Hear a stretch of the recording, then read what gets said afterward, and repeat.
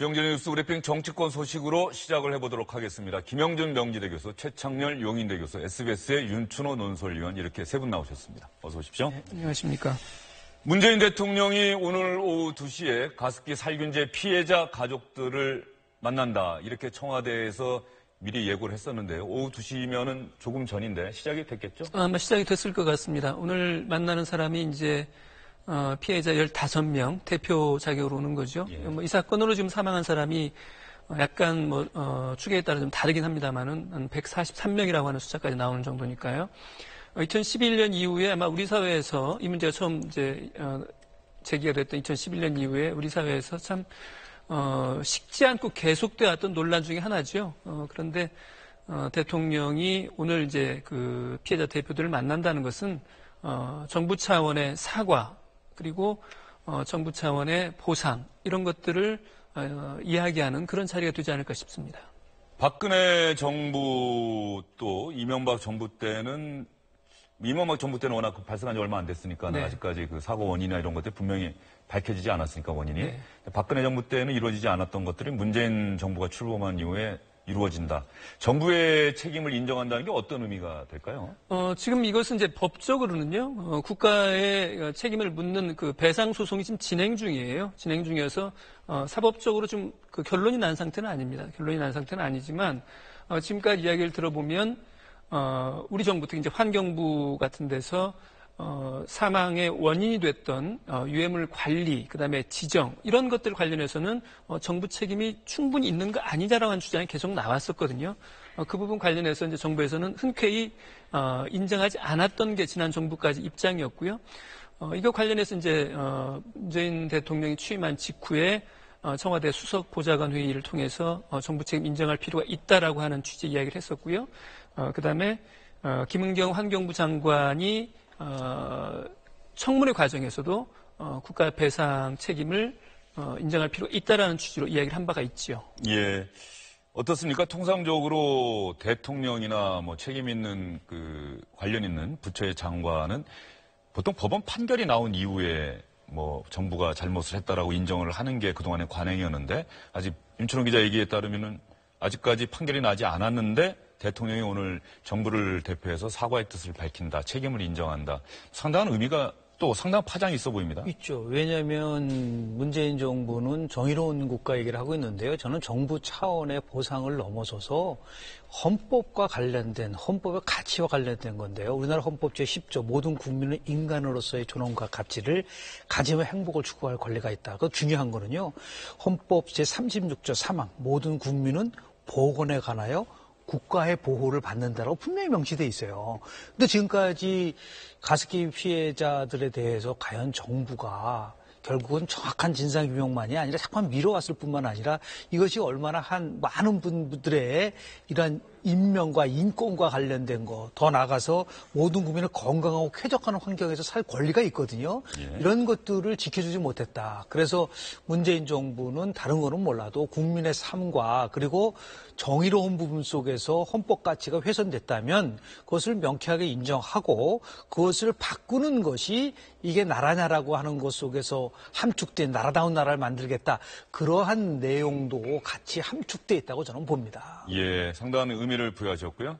최 교수님 어떻게 생각하십니까? 국가의 역할이 무엇인가를 우리가 생각할 수밖에 없죠. 국가가 이 제도적 측면에서 분명히 잘못한 게 있는 거거든요. 헌법적 가치, 원론적인 측면이 아니더라도 환경 물질에 관련된 거라든지 그리고 여러 가지 제도적 문제 이런 것들에 있어서는 국가가 잘못한 겁니다. 기본적으로. 그러나 지난 정부들에서 특히 이제 박근혜 정부 때 이 부분을 그 해당 기업들이 잘못했다라는 관점으로 계속 바라봤기 때문에 국가가 국가의 역할을 방기하고 상당히 소극적으로 임했던 거죠. 그러니까 지난 대선 과정에서도 문재인 대통령이 이런 것들에 대해서 일단 정부가 사과하고 재발 방지책을 마련해야 된다 이렇게 얘기를 했었어요. 이제 그 부분을 이제 오늘 피해자들도 만나고 이제 사과하고 이런 상황인데 어쨌든 이번에 그 가습기 살균제에 피해받은 분들을 구제하기 위한 시행령도 의결이 됐습니다.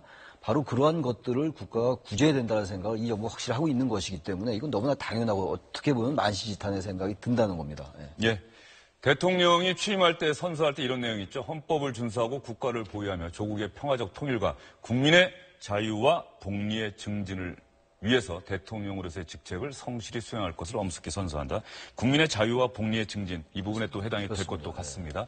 오늘 대통령을 만나게 될 가습기 살균제 피해자 가족들 그 가운데는 평생 산소통을 메고 살아가야 하는 임성준 군도 포함되어 있다고 합니다. 성준 군, 지난해 5월에 주영진의 뉴스 브리핑에 출연한 적이 있습니다. 당시 성준 군과 인터뷰를 하는 저도 그랬고요. 당시 인터뷰를 지켜본 많은 시청자분들이 함께 가슴 아파했었는데요. 그 당시 성준 군이 어떤 이야기 했는지 여러분께 한번 보여드리겠습니다. 학교에서 제일 재미있는 시간이 어떤 시간이에요? 없어요. 특별히 재미있는 시간 없고 성준 군의 꿈이 있을까요? 꿈. 어떤 꿈을 갖고 있어요? 화요. 화가? 아까 그림도 그렸는데 화가가 되고 싶다는 생각을 하게 된 이유는 뭐예요?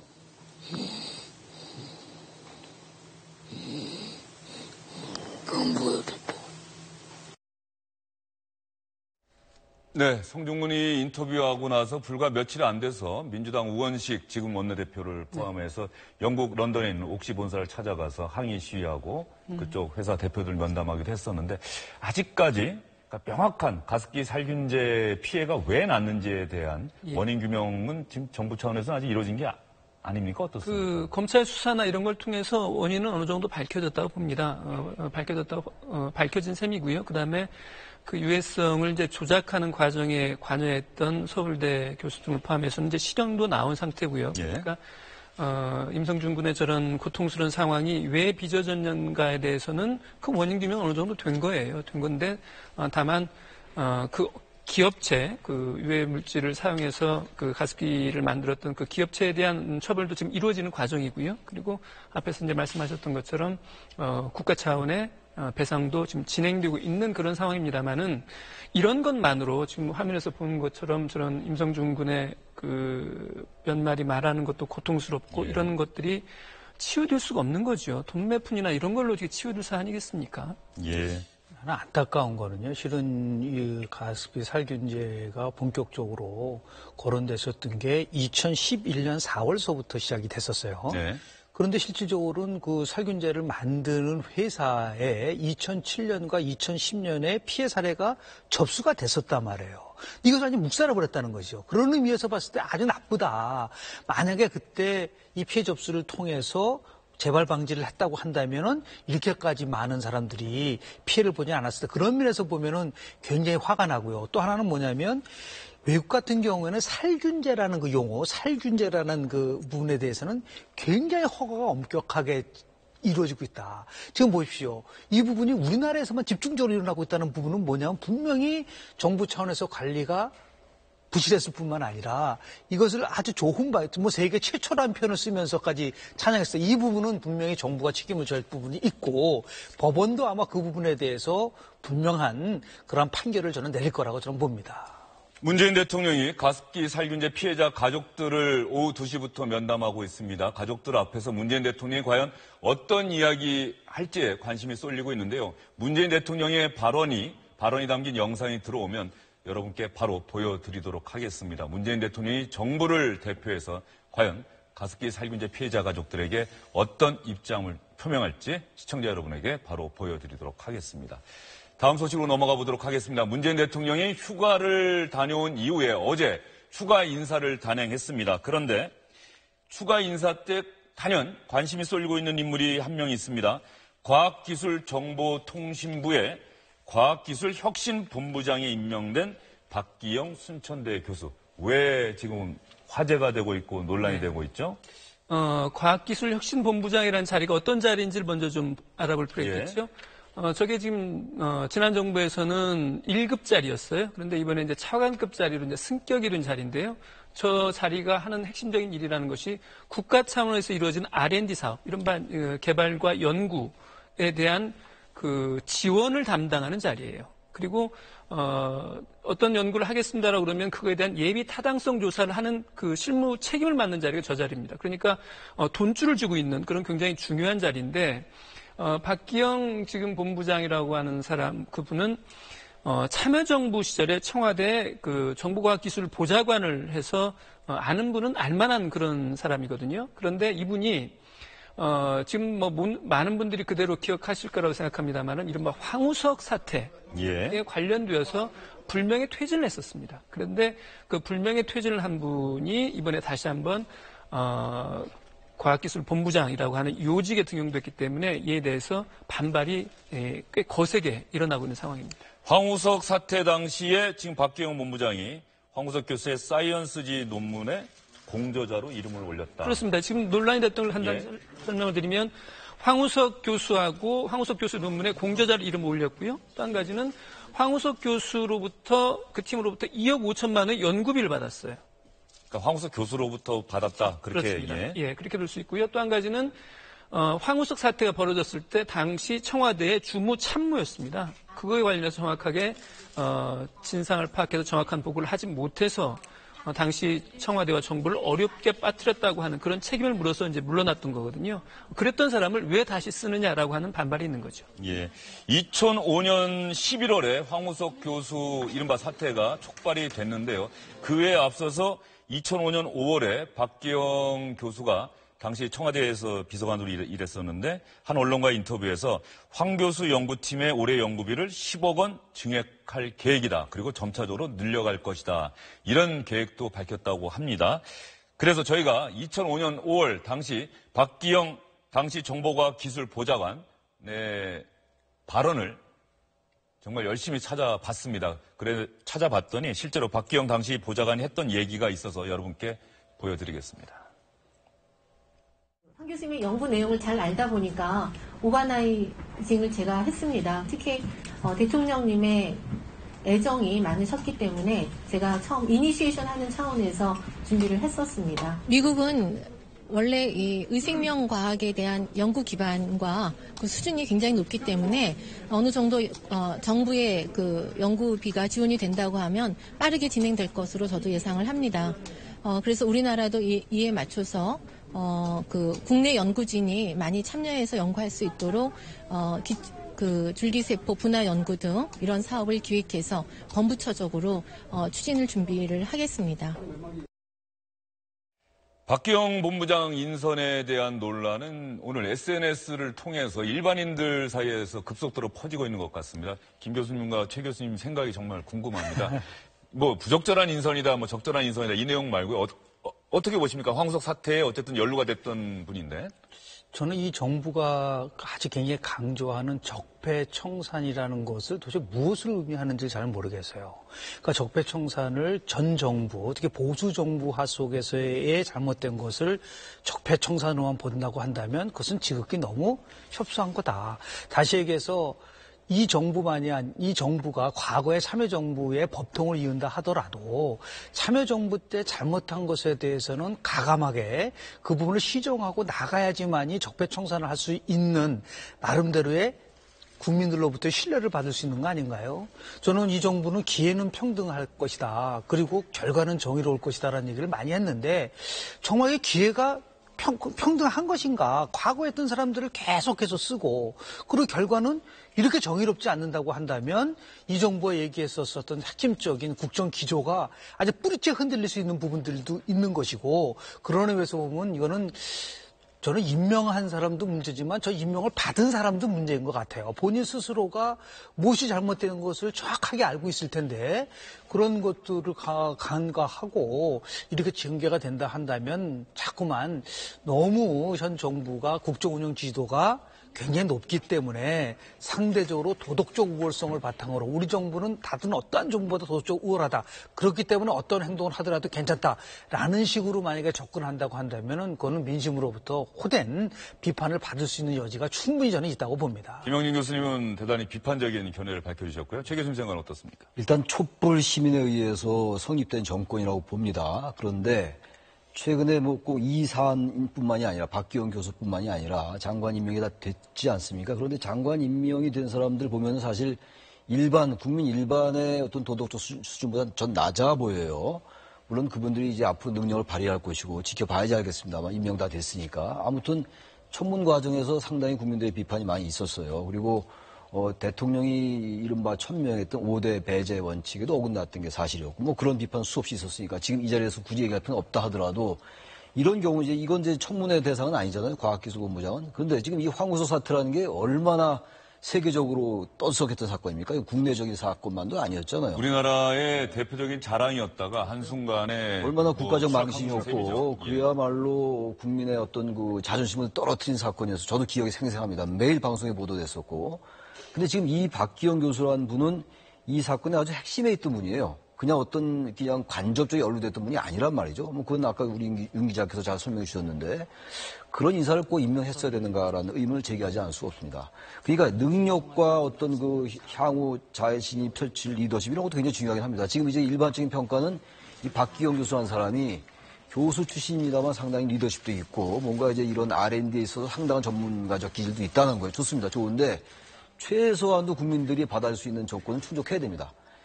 차라리 좀 심한 말일지 모르겠으나 어떤 면에서 볼 때는 좀 능력이 떨어지더라도 도덕적 수준이 국민들이 볼 때 도덕적 우월성이 있어야 된다고 봅니다. 그것이 이번 정부가 다른 정부가 다른 점이라고 저는 생각하는데 그런 면에서 볼 때 이번 그 박기영 교수의 이 임명을 뭐 최종적 임명책 줬는지 모르겠는데 이 부분은 국민들의 비판에 직면할 수 있을 것 같아요. 이런 것들이 지금 적폐청산도 해야 되고 여러 가지 많이 해야 되는 거 아니겠어요? 국회 상황도 여서야 되고 그렇다면 여소야대 국회 상황을 돌파하려면 일단 국민적 지지가 가장 중요한 것이고 시민적 에너지가 의회에 투입돼야 되는 것이거든요. 그렇지 않으면 어떻게 해결할 길이 없는 거 아니겠어요? 입법을 통해서 해야 되는데 그럼 이런 인사 하나하나에서 시민적 에너지가 동력으로 발휘될 수 있게 해야 되는데 그러면서 볼 때 너무 자신들의 과거 노무현 정부 때 인사만 쓰는 것이 아닌가라는 비판에서 자유롭게 대단히 어렵다라고 저는 생각할 수밖에 없습니다. 한마디만 지적을 좀 하고 싶은 거는요. 대통령이 여론휴가 끝나거나 첫 인사하지 않습니까? 여기에 대해서 정말 국민들이 봤을 때는 의아하게 생각하는 것이죠. 충분한 시간이 있었을 뿐만 아니라 이것이 어떠한 파장을 갖고 오진가를 숙고하지 못했다는 부분들도 있고요. 도덕성이 살아야 정의도 살 수 있고 무너진 원칙도 바로 세울 수 있다. 이건 제가 이게 아니라 그 정의란 무엇인가의 마이크 샌델 교수가 왜 도덕이란가 책에서 강조한 부분인데요. 이 정부는 정의로운 국가를 만든다고 했는데 도덕성을 제대로 살리지 못하고 어떻게 정의로운 국가를 만들 수 있을까라는 데 대해서 좀 비판을 좀 할 수밖에 없다. 하나만 더 말씀드리면요. 이 문재인 정부의 전반적인 방향은 좀 맞다고 봐요. 뭐 군인사 얘기 이따 나올지 모르겠습니다. 그런 것도 그렇고 다 좋은데 그 디테일이 있어가지고 상당히 조심할 부분이 있다라는 거고 그리고 특히 이제 다 그런 건 아니겠습니다만 적어도 인사에 있어가지고 참여정부 때의 어떤 인사에 너무 이렇게 치중하는 것이 아닌가라는 비판이 분명히 있어요. 그런 비판들에 대해서 집권 세력이 부당하다라고 느낄 수 있다 하더라도 왜 저런 비판이 있는가에 대해서 귀담아 들을 필요는 있다고 생각합니다. 그렇지 않다면 제가 아까 말한 그 부분이 대단히 염려스러운 거예요. 국회가 여대 야수라면 괜찮아요. 이 정도 해서 과거의 잘못이니까 정부의 지금 말처럼 밀고 나갈 수 있는데 여소야대라는 데 문제가 있어요. 그렇다면 이 국민의 지지를 끌어가고 견인해야 되는데 이런 거 하나하나에 가랑비에 옷 젖는다고 상당히 좀 걱정스러운 면이 있다는 겁니다. 지금 박기영 본부장이 오늘 출근을 했습니다. 임명돼서 이제 11시쯤에 과천으로 이제 좀 출근해서 기자들의 질문 여기에 쏟아졌어요. 그랬더니 그건 다음에 말씀드리겠습니다 하고 이제 그냥 넘어갔어요. 그냥 기자들을 만나는 시간이 한 5분 정도밖에 안 됐거든요. 넘어갔고 사실은 이 부분 박기영 교수 임명과 관련해서는 청와대에서 그 기자들의 질문이 계속 쏟아졌습니다. 청와대 관계자들한테. 근데 그에 대해서 보면은 제가 듣기에는 청와대에서도 이건 그냥 넘어가는 겁니다. 가야 되는 겁니다라는 취지예요. 그러니까 뭐 기사 잘 봤습니다. 이런 식으로 넘어가는 거예요. 그러니까 이건 강행하겠다는 거죠. 강행하겠다는 건데 이 황우석 사태 관련해서 그 영화 주인공으로도 소재가 됐던 한학수 PD 있지 않습니까? 그분이 SNS에 이렇게 올렸어요. 박기영 교수라는 분은 당시 노무현 대통령의 눈과 귀를 가려가지고 참여정부의 몰락을 재촉했던 그런 인물이다. 이것은 한국 과학계의 슬픔이자 재앙이다. 이렇게 이야기를 했습니다. 물론 이게 한 분의 의견일 수 있습니다만은 이런 의견이 굉장히 강한 건 사실인 것 같아요. 다만 박기영 교수가 일단 이쪽 분야의 전문가이고 그래서 아까 말씀드린 것처럼 예산을 배정하는 권한이 있는 건데 지난 정부에서는 이것이 이제 경제 관료들에 의해서 나눠지는 자리였다고 그래요. 그 이제 제1차관이 했으니까. 근데 이 일을 전문가에게 맡겼다는 점, 법에서는 환영하는 목소리 일부는 있는 것 같습니다만은 전반적인 목소리는 문제가 있는 인사 아니냐고 하는 말이 좀 더 설득력 있게 나오는 것 같습니다. 근데 정말 걱정스러운 거는요. 저는 이걸 듣고 깜짝 놀랐어요. 박수현 대변인이 뭐라고 얘기를 했냐면 모든 인사가 그렇지만 대상자의 행적이나 철학이 결정적으로 새 정부에 배치되지는 않는 한 과거의 경험이 결정적 하자가 될 수 없다. 김 교수님, 그 부분은 저희가 지금 박수현 청와대 대변인 브리핑 준비를 해놓고 있어요. 아, 그 얘기를 그렇구나. 들어보고 나서 네, 이야기를 네, 하면 네. 좋을 것 같은데 네, 네. 지금까지 나온 얘기를 종합을 해보면 노무현 정부 당시에 청와대 과학기술 보좌관으로 박경 교수가 일을 했었습니다. 그리고 황우석 교수와 논문에 공저자로 등재도 돼 있었고요. 황우석 교수의 연구 활동에 정부 예산을 지원한다 이런 계획도 밝혔었습니다. 그런데 황우석 교수의 과학윤리 논란이 불거진 2005년 11월에 불거지자 그로부터 2달 뒤에 2006년 1월에 청와대를 떠났는데요. 공개 사과나 이런 부분들 전혀 없었다고 하고요. 그다음에 슬그머니 순천대학에 복직을 했다고 합니다. 이런 과거 황우석 사태와 연관이 있는 사람을 왜 굳이 차관급인 과학기술정보통신부에 본부장으로 임명을 했습니까? 라고 기자들이 질문했더니 박수현 청와대 대변인은 이렇게 설명을 했는데 여러분도 아마 설명 들으셔도 고개가 갸웃하실 것 같습니다.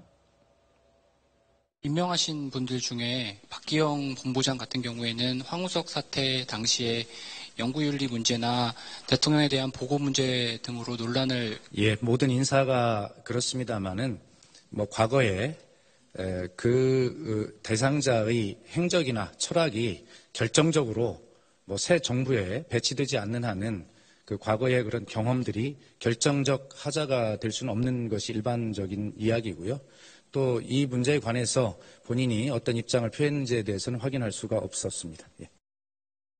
네, 김영준 교수님 아까 말씀하시려던데요. 한번 계속 이 부분은 말씀해 주시죠. 왜 그러냐면 문제가 되냐면 그런 모든 것이 정당화될 수 있는 거예요. 다시 한번 저는 적폐청산이라는 것이 이 정부가 추구하는 제1과제라고 한다면 과거에 잘못된 부분은 과감하게 쇄신하고 나가야지만이 그것을 토대로 해서 또 다른 적폐를 청산할 수 있는데 다시 얘기해서 편의주의적 적폐청산은 안 된다. 자신의 과거에 부족한 부분에 대해서는 청산하지 않고 예를 들어서 상대방이라든지 아니면은 국민들이 봤을 때 전 정부의 적폐만 청산한다고 한다면 그건 보편적 적폐 청산이 되지 않기 때문에 많은 국민들이 또 그걸 토대로 여야 간에 또 끊임없는 정치권의 논쟁에 놓을 수밖에 없는 부분이 분명히 있다. 그래서 그런 의미에서 보면 결국 폭넓게 적폐를 청산한다는 차원에서 만약에 할 수만 있다면 인사는 재고돼야 될 그럴 가능성도 저는 있다고 봅니다. 예. 자꾸 무리를 일으키는 인사는 전 등용할 필요가 없다고 봐요. 지금 이제 정부 출범한 지 70여일 됐는데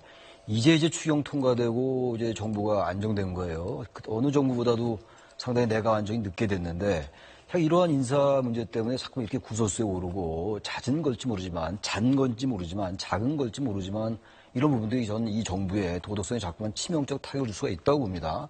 이러한 것들이 쌓이면 안 돼요. 지금 정부가 하고자 하는 게 워낙 방대합니다. 지금 100대 운영과제 속에 100대 국정개혁과제라는 게 얼마나 많습니까? 어떻게 보면은 촛불 시민혁명에서 정권교체가 됐고 그렇다면 그야말로 이번 문재인 정부는 단순한 정권교체가 아니라 과거 보수 정권뿐만 아니라 전반적인 것을 우리가 바로잡겠다라는 그런 시민적인 바람이 있는 거잖아요. 근데 이 지금 박 교수라는 분이 결정적인 이런 사법적인 하자가 있다라고 해서가 아니라 이런 무리를 일으키고 그리고 연구비의 무리도 일으키고 또 자신이 논문에 참여하지 않았으면서도 저자 이름으로 올라가고 이런 것들은 사실 결정적인 수가 있는 거거든요. 단지 전문가니까 아까 말씀처럼 기재부 차관이 하지 않고 기재부가 하지 않고 관료가 하지 않고 전문가가 하고 또 이분이 전문가이면서도 리더십이 있는 부분은 좋은데 그렇다 하더라도 다른 사람 찾아올 수 있어야죠. 썩 잘된 인사가 아니라고 생각합니다. 네, 이 자리에 나오신 두 분 패널 분들께서도 상당히 비판적인 의견을 계속해서 얘기하고 계십니다. 정치권에서 박기영 본부장 임명에 대한 반응을 내놓은 정당이 있습니다. 비판적인 반응을 내놓은 정당은 정의당과 국민의당입니다. 정의당 대변인 뭐라고 비판했을까요?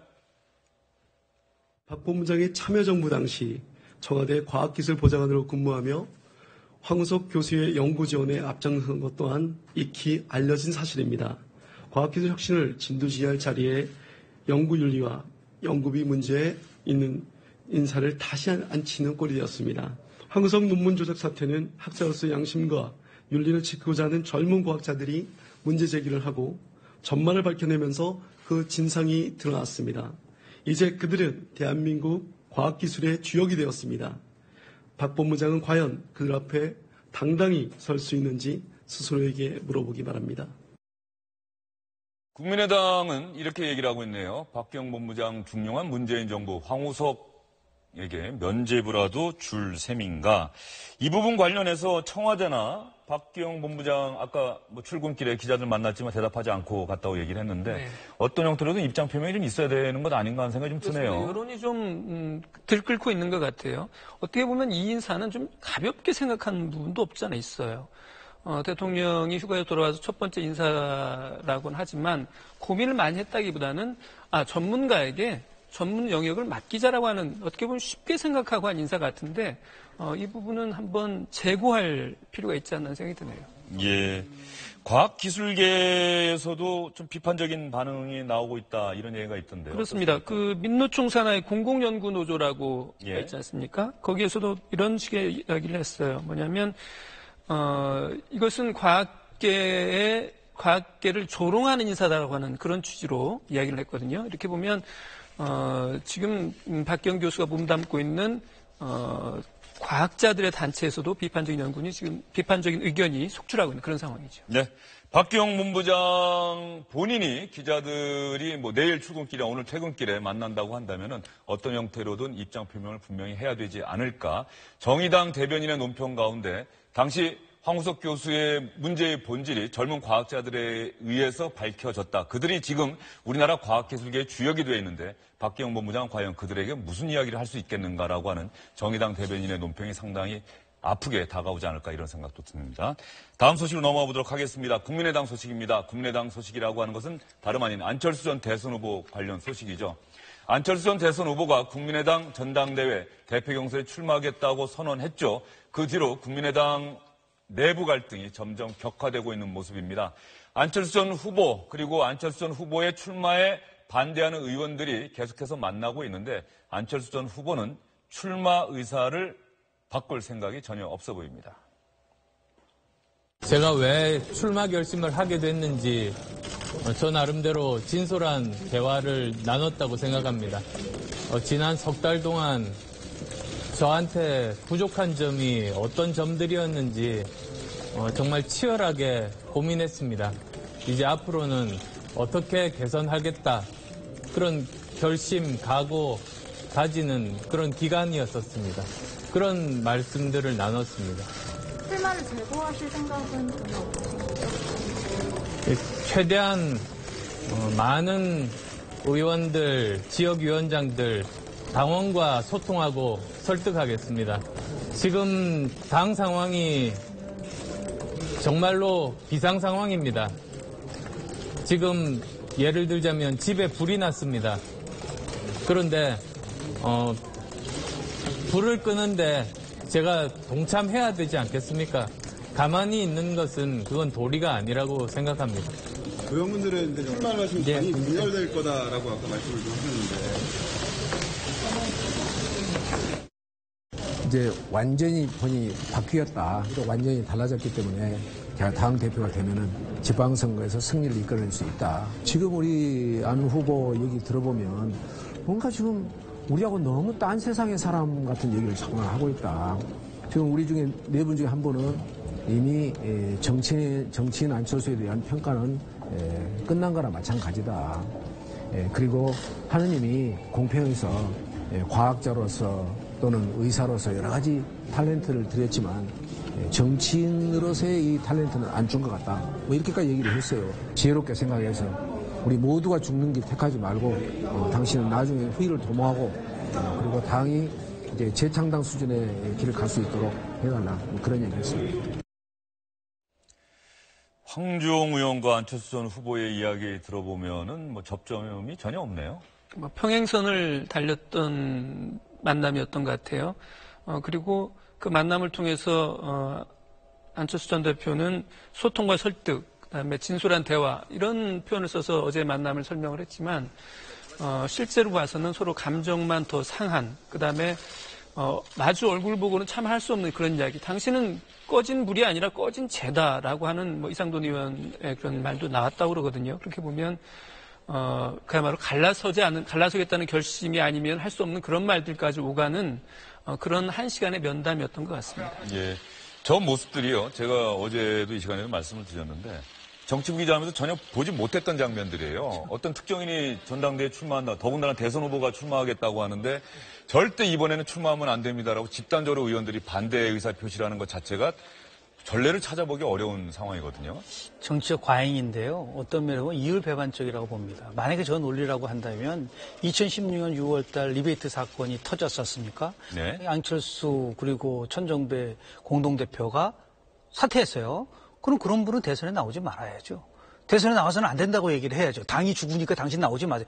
근데 그때는 안철수 이외에는 대안이 없다고 해서 그렇게 전폭적으로 지지하고 그리고 와서 지금은 안 된다고 하니까 그 조금 전에 말씀하신 것처럼 대한민국 정당 정치사에 저런 건 처음 봐요. 예를 들어서 결국은 아주 굉장히 냉정하게 얘기하면 안철수 전 대표는 당을 살리겠다고 하지만 거꾸로 얘기하면 뭐 동의하지는 않았겠지만 천정배 정동영 의원에게 당을 맡길 수는 없다는 얘기예요. 그렇게 저는 해석을 합니다. 다시 얘기해서 두 사람이 과연 나오지 말라고 할 수 있는 자격이 있느냐를 가지고 따져가지고 본다면 다 나름대로 하자가 있고 그분들을 통해서 당이 재건할 수 있는 목표를 달성할 수 있느냐. 거기도 회의적이라고 한다면 저는 이제는 더 이상 이 문제를 가지고 뭐 탈당을 하느냐 출당을 하느냐 이 문제는 더 이상 당을 위해서는 바람직한 것이 아니다. 오히려 치열하게 경쟁을 해서 누가 되든 간에 당대표로서 앞으로 당을 어떻게 살릴 것이냐라는 걸 가지고 비전을 가지고 결국은 경쟁을 해야지 이렇게 나오겠다는 사람을 못 나오게 막고 그리고 나서 탈당하라고 뭐 출당하라고 얘기한다는 거는 많은 국민들 입장에서 봤을 때는 뒤에 뭔가 다른 목적이 있어서 그런 게 아니야라고 하는 의심을 가질 수밖에 없는 그런 면에서 보면 참 전례가 없는 일이다라고 좀 일단 평가를 하고 싶습니다. 김 교수님 말씀하신 안철수 전 대선 후보의 출마를 반대하는 의원들에게는 무슨 다른 생각이 있는 건 아니냐. 김 교수님이 이렇게 말씀하셨는데 그 부분에 대해서 최 교수님은 혹시 생각해 보신 적 있습니까? 제가 우리 김 교수님하고 그 대화를 안 나눠봐가지고 예. 네, 제가 추측컨대는 만약에 정동영 의원이나 천정배 의원이 당권을 잡으면 민주당과 통합을 모색하는 거 아닌가 뭐 이런 생각을 갖고 얘기하신 거 아닌지 모르겠어요. 또 그런 일각의 생각들이 있는 것 같고 또 안철수 전 대표도 자신이 나서지 않으면 당이 무너진다라는 얘기를 했잖아요. 근데 지금 어쨌든 이 상황 속에서 이미 안 전 대표는 절대로 안 물러날 것 같아요. 다들 말씀하셨습니다만. 그렇다면 이제 안 전 대표의 출마는 상수고 정동영, 천정배 의원도 어차피 출마한다면 싸우는 수밖에 없죠. 근데 문제는 그겁니다.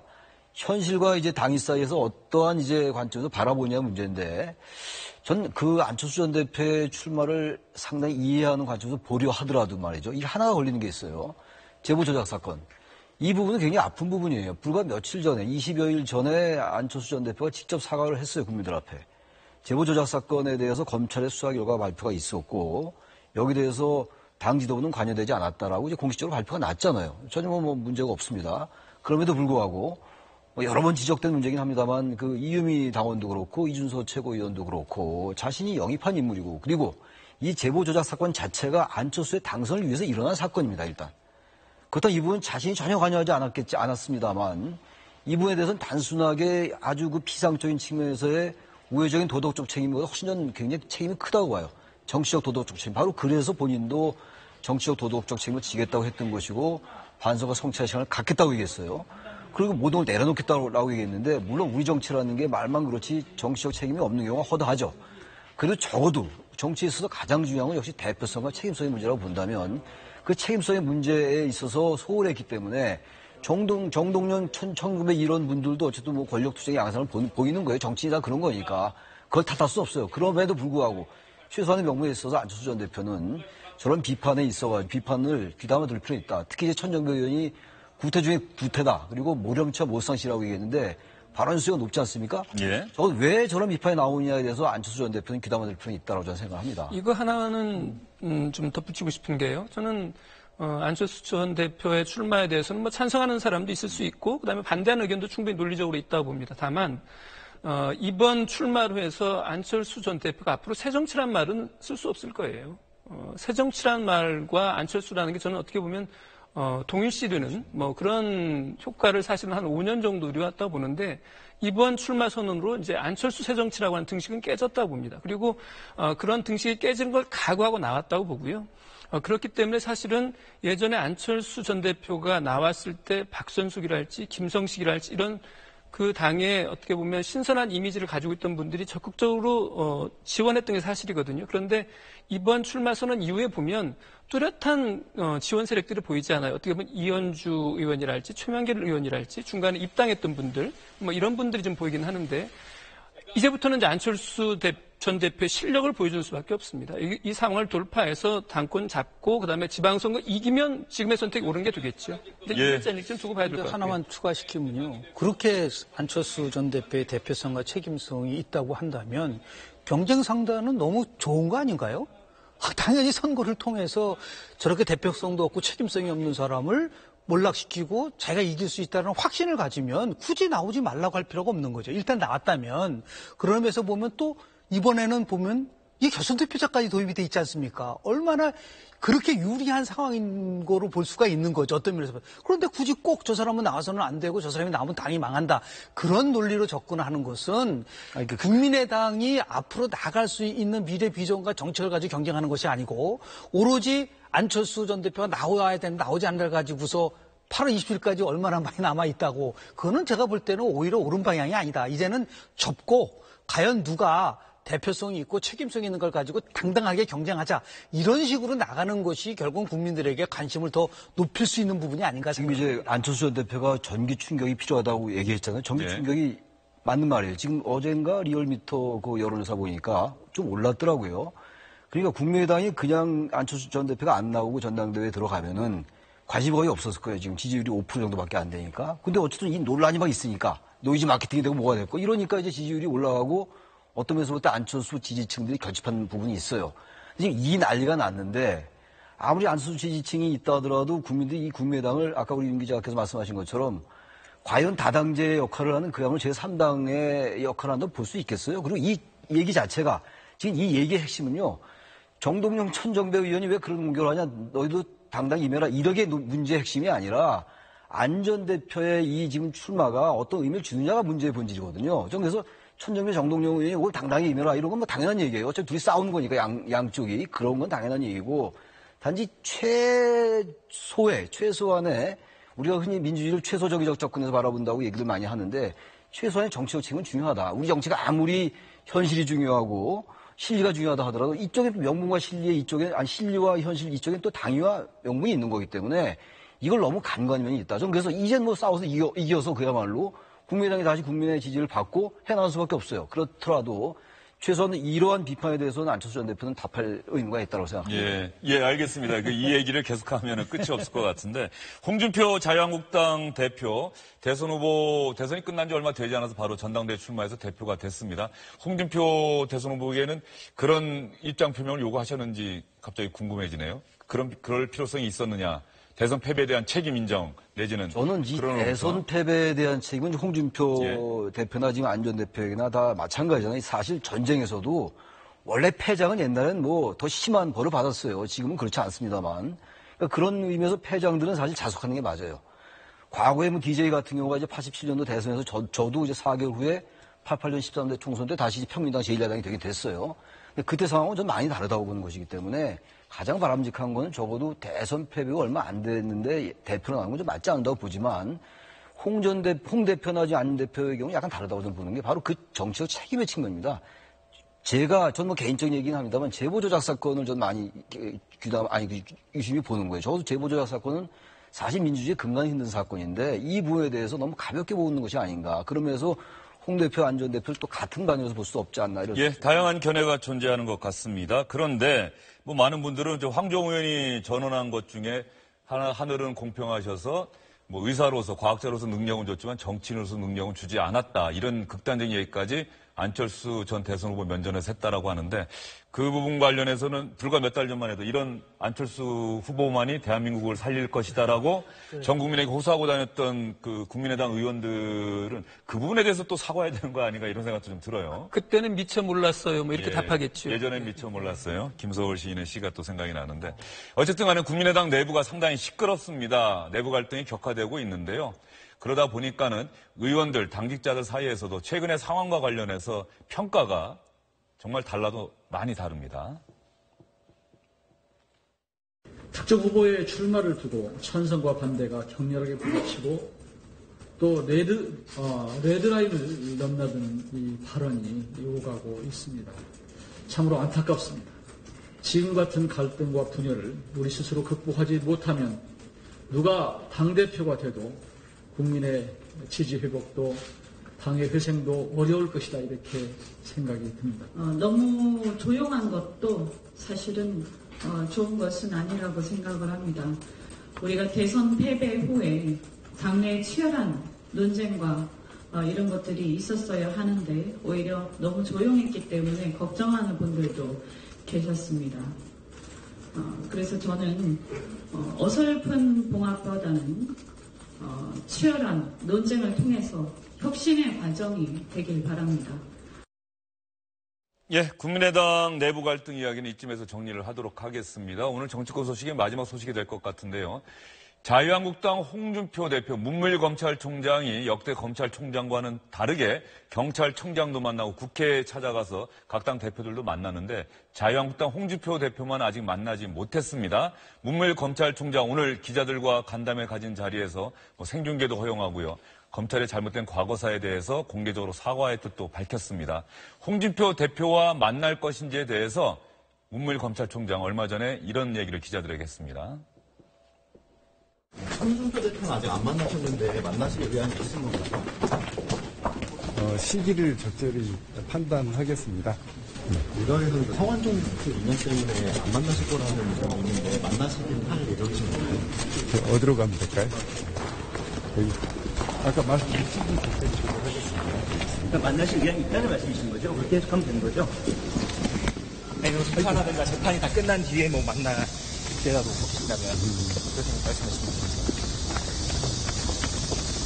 국민의 대표이시기도 한데 시기를 잘 적절히 조절하겠습니다. 그런데 홍준표 자유한국당 대표 측에서 문무일 검찰총장이 만나자는 연락은 왔었는데 이를 정중히 사양했습니다. 이렇게 밝혔습니다. 강효상 대변인이 문무일 검찰총장 예방 요청이 있었지만 정치적 오해의 소지가 있어서 정중히 사양했다라고 기자들에게 공개를 했습니다. 성완종 리스트 대법원 판결이 아직 나지 않아서 그런 건가요? 그렇죠. 문무일 검찰총장이 지금 수사검사예요. 주임검사였죠. 그렇습니다. 그다음에 홍준표 대표는 피의자였거든요. 그러니까 수사검사 피의자라는 신분이 아직 대법원 판결이 나오지 않았기 때문에 완전히 해소된 게 아니에요. 해소된 게 아니기 때문에 어떻게 보면 두 사람이 만나는 모양새가 적절치 않을 수 있습니다. 서로 좀 껄끄러울 수 있고요. 그래서 홍준표 대표가 저 판단은 잘한 것 같아요. 그래요? 예, 자유한국당 내부 평가도 뭐 그런 것 같습니다. 굳이 만나서 뭐 좋을 게 뭐 있겠어요. 저 판단은 잘한 것 같아요. 아주 쿨했습니다. 알겠습니다. 홍준표 자유한국당 대표가 문무일 검찰총장에 만나자는 요청이 있었지만 정중히 사양했다. 정치적 오해의 소지가 있다. 이렇게 밝혔다는 소식 여러분께 전해드렸습니다. 세 분과의 말씀 이쯤에서 정리하겠습니다. 오늘 수고 많으셨습니다.